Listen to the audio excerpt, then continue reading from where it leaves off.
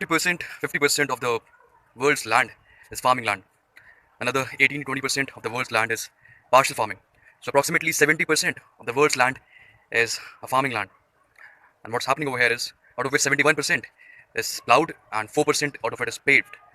So what we are not looking at is that when we plow lands, when 71% of your lands are plowed, the photosynthesis process is dropping, and in the last 1000 years it has dropped by 85%.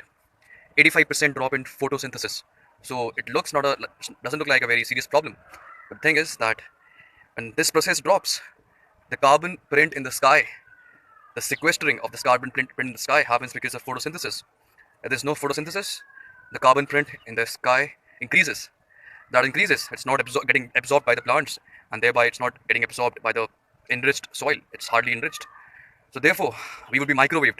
That is what we have to understand. Our crops, remaining trees would be microwaved. Every life would be microwaved, including us, you and me. If carbon sequestering is not happening by the trees, and there are hardly any trees on the farming lands, so let's forget about the trees in the urban lands. Urban land is only 4%. 4% in the entire world. You can plant some trees, give it a green cover, but it hardly would impact. The main thing is agricultural land, which is 70% of the entire world's land. Farming land, partially or fully, 71%. Suppose if you even travel by train from one city to another, I mean, don't go by these statistics, go by your own experience. If you travel by train, if you look outside the window, the most of the lands that you see outside the window are farm lands only. Hardly you will see cities. Cities will come.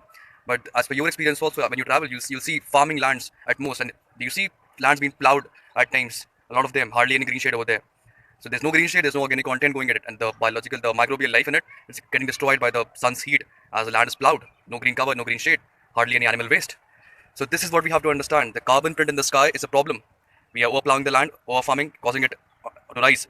But what has to be dealt more consciously is that the agricultural land, they have to be managed in a way that they also play a part in photosynthesis, because they are the lands which are covering the maximum area on the planet. I mean, leaving the rainforest will do very well if we just keep out of it ourselves. But agricultural land wherein man and woman are tending on daily basis, this is the piece of planet which needs maximum attention, and no scientist or no governments will do themselves.